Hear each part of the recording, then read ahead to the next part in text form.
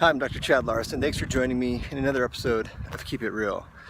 We've talked about in past episodes, and there have been lots of research on the fact that sugary foods, sweetened foods, sweets, carbohydrates that are really high in sugar, definitely increase the chance of developing obesity and then some of the chronic diseases that go along with that.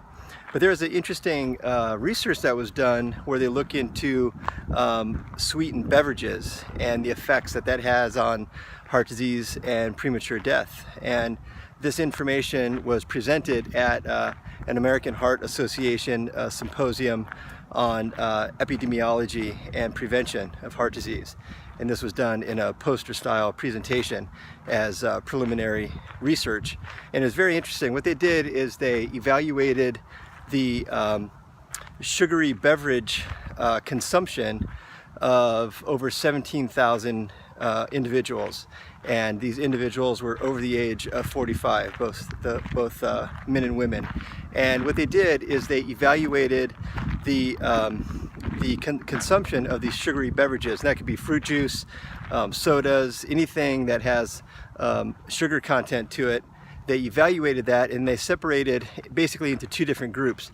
The upper 25% that consumes the highest amount of sugar beverage, which typically was over 24 ounces per day.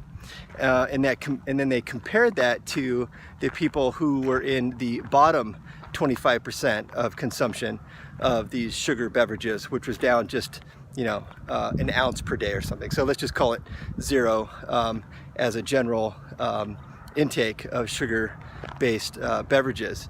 And so here's what they found out, is that in the people in that upper 25%, which led to about 24 or more ounces of sugar-based beverage per day, they had a significant increased chance of heart disease and premature death. And this is the first time that it was shown, and they did something interesting. They compared that to sugar-based foods. And so they looked in the same population group and looked at how much sugary-based foods that they consumed.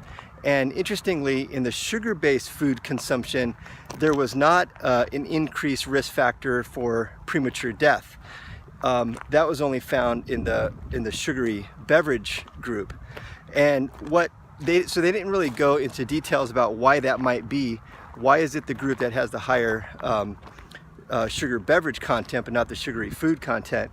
But with other, considering other research, what they think is that when sugar is consumed with foods, there's other micronutrients and other macronutrients in the food that can kind of decrease the adverse effect of having sugar. So sugary foods, although obviously we talked about that it can increase the chance of obesity and other chronic diseases, not necessarily premature death due to heart disease like the sugary sodas did. So that was an interesting finding, and to my knowledge, it's the first time they really looked at that specifically, and so it's pretty interesting information. There's some things to consider there, like what is it with just the sugary beverage? And they made an important distinction, the researchers did in this research, where they said this is not completely confirm cause and effect.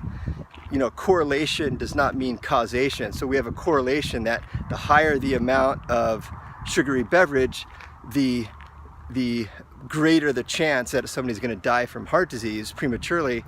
So that's at least a correlation, and we don't know if there's a cause and effect there or what the biochemical cause and effect is, but they wanted to make the point that there's a strong association. And so there could be other factors involved, but we know that these sugary beverages certainly will increase the chance of causing inflammation in the body, immune dysregulation, and that could definitely affect the function of the heart. And premature death is something that I think we can logically kind of evaluate that and come to the conclusion that there probably is a cause and effect, but at least what we know from this research is that there's a very significant association.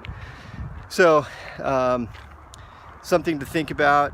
If you or somebody you know who consumes all of these beverages, this might be a study that you want to share with them, or you can just share this video with them. But this is something that, this is part of my mission, is to read this research and share this information for you, because if we could help to decrease the chance that somebody develops heart disease, then our job is done. And that's the goal. So hopefully that helps. I'll keep reading the research and bringing you the information. Hope you learned something. We'll talk to you next time. Keep it real.